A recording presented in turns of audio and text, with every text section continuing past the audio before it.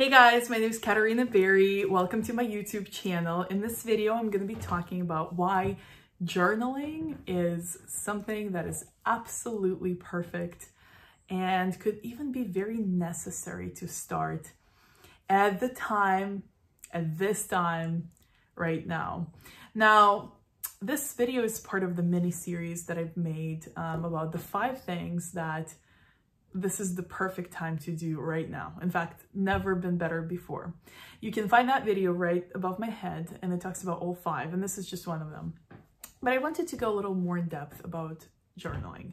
So journaling is something that is very personal, and it often makes people very uncomfortable because from some of the comments that I've received from people that don't like journaling or are maybe skeptical or afraid to try, is they don't like their handwriting, they don't want to feel like they're in school anymore, or again, they don't want to feel like they are maybe girly or silly, because a lot of times I think diaries are associated with something that you do when you're like adolescent type age, I guess.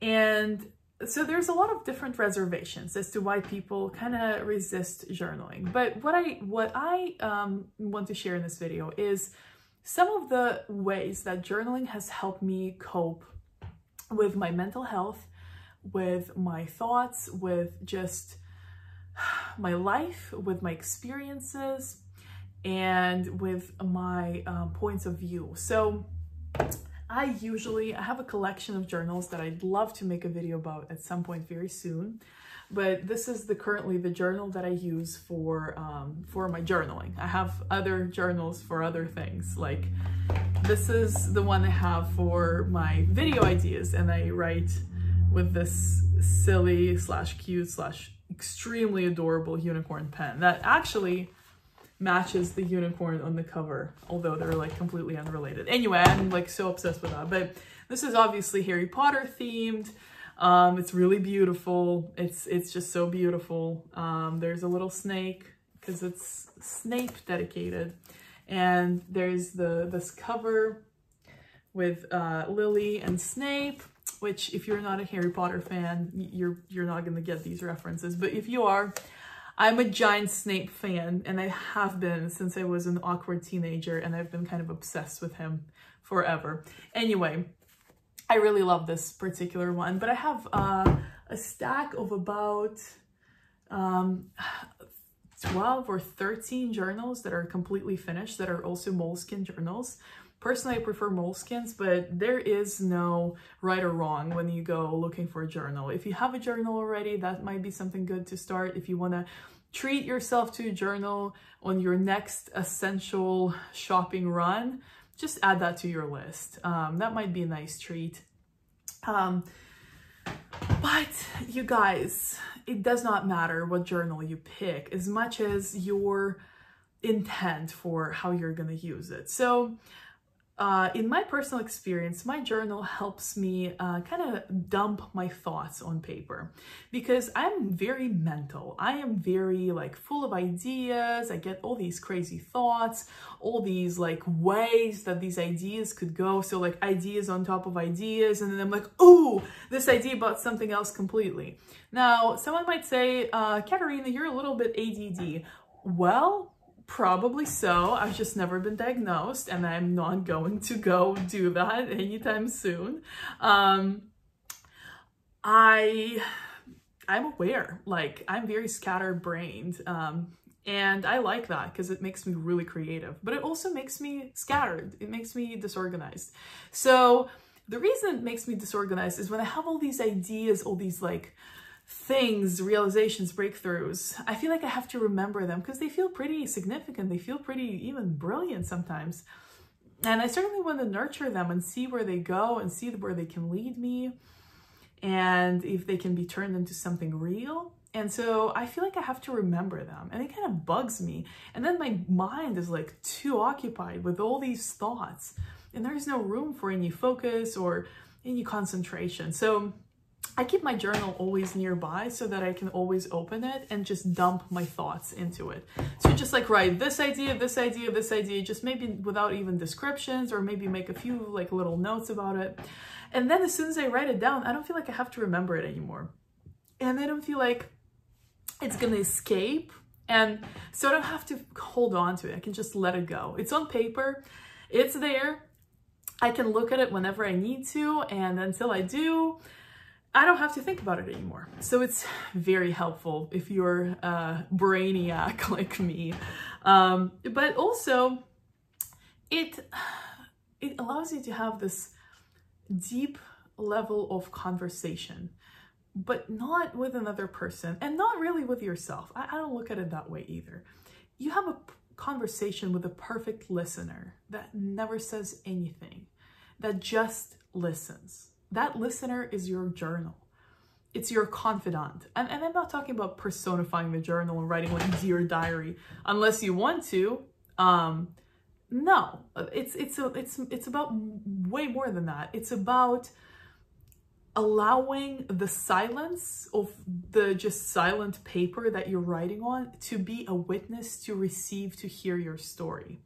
And I know it's not a real human interaction, but it's actually a little deeper than that. Sometimes when I need to process something, I'll work through it in my journaling before I bring it to any of my like real-time friends, advisors, mentors, parents, because it allows me to have this kind of like a therapy session, but except no one's doing the therapy, I'm doing it on myself.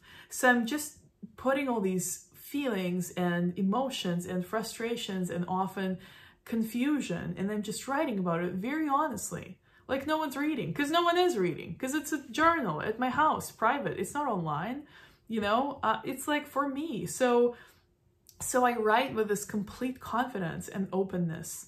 And what comes out sometimes, you know, sometimes makes me see things very differently. Sometimes it even surprises me. Sometimes I discover something that I've been avoiding. Sometimes I tap into an emotion that's been laying below the surface because I've been afraid to face it, because I've been afraid of dealing with it. So it's extremely healing. And I think it's a great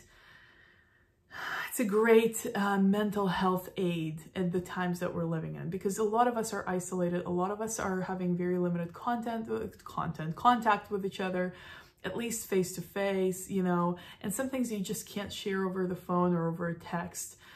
So journaling can be extremely therapeutic, and it can help. It really does. I mean, it does help me, and I don't go anywhere without my journal. I don't like travel anywhere without my journal. Sometimes I won't write in it, but I always have it just in case I need to be heard and just sit with that silence that receives whatever I have to express in complete confidentiality, rather, and in solace, and yet have this deep feeling of being understood.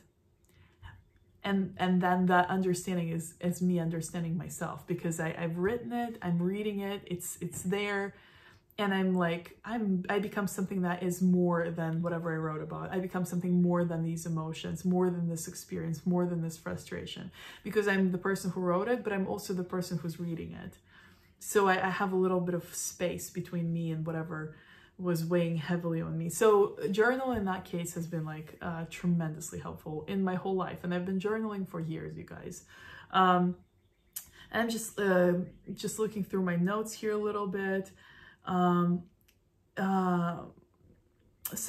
the journaling is also a really great way to analyze some things, to write some things side by side, to throw some ideas kind of around and see if any kind of like brainstorm, but with yourself, you know, maybe make a mind map, or, you know, draw something, or like connect the dots and just kind of put together this picture of ideas and how it all comes together, your visions, your understanding of life. It can be really something that is really creative, that allows you to tap into your creativity, that allows you to maybe come up with something unexpected, maybe write something that you weren't even prepared to see on paper, maybe You know, maybe you're just doodling and then you come upon your next breakthrough. You never know. Things like that cannot be expected, but they have happened to me quite often. And the last point that I really wanted to make is journaling allows you to feel what you need to feel. It's a safe space for whatever emotions you're experiencing. It's a safe space to be just who you are. It's a safe space to not pretend, not hide, not try to be someone you're not, because it's paper. It's silent paper that belongs to you. It's very private. And so you can just finally let yourself feel the feelings that you need to process and maybe write about them, because that helps. It really does help. It allows you to leave a little bit of that on the pages and kind of recover some of you, you know, as you do that. And so it's been something that I've been doing since I was little, on and off, but I've been consistently journaling for the past, let me count, for the past almost 5 years, actually 5 years, for the past 5 years, nonstop. So I have all these like 13 journals that I filled out, or like 14, I'm not sure. So it's been extremely beneficial because I've been through some crazy stuff during the last 5 years of my life. Trust me, you guys. Crazy, like crazy. I almost lost my mind crazy. And my journals kept me sane, and they kept me feeling like I always have someone, or it's not even someone, like I don't personify the journal, but it's feeling like I always have a method to get my emotions out on paper, to maybe analyze something, to put the thoughts out of my head and out on the paper, so I don't have to keep and hold on to them. It's been extremely useful and beneficial to me, and it's been really healing, and it's been such a tremendous part of my journal, or my journey. My journal has been a tremendous part of my journey. And I think that you guys should really give it a shot. If any of these things that I've mentioned are kind of striking the chord and you're like, that kind of sounds like me, I might need a little help with that, then just give it a try. Don't get too complicated or crazy about the journal or the pen or whatever. Just get something you like and do it. Go for it. Just try it out. Do it day 1, day 2, try it out. Day 3, maybe do day 3, maybe skip day 3, see how it feels not to do it. It's not something to hold yourself strictly to, like every day you got to journal. No, you just have to have enough trust in the habit of doing that, to where when you need to journal, you know that it's a good time to journal, versus maybe isolate, or maybe you know, go and sleep for 14 hours, which I've done in my life plenty of times, or you know, do any other kind of behaviors that are kind of psychologically maybe not the best for you. Journaling can be very helpful, and it can save you from some of these darker turns in the way that you feel about yourself. And I know this is not universal for everyone, but that has certainly been the case for me. So I hope you've enjoyed this video. If you have any questions about journaling, let me know in the comments. That's possibly a subject about which I'd be interested in creating more content. Generally, if you're new to my channel, my content is dedicated mostly to empaths, intuitives, people that are sensitive to energy, people that have some psychic experiences sometimes, and you know, how to deal with all of that. And so if you're interested in these subjects, definitely make sure to subscribe to my channel. Hit that bell button, because I do not have an upload schedule. I just upload randomly. So if you want to kind of keep posted with when that happens, definitely the bell button would be the way. And then on the final note, if you have any questions, I always respond to all of the comments. So leave a comment. I'd love to have a conversation with you, whether it be about journaling, mental health, being an empath, whatever you want to talk about. I'm here for you. Don't forget, the links to the other videos in these mini-series are in the description below. And so is the link to the video that kind of recaps all of the 5 things that right now is the best time ever to do. On this note, thank you so very much for tuning in. I hope this video has served you in more than one way. And I will be seeing you very shortly in the next video. And until then, I love you so very much. I hope you can feel my love. Bye.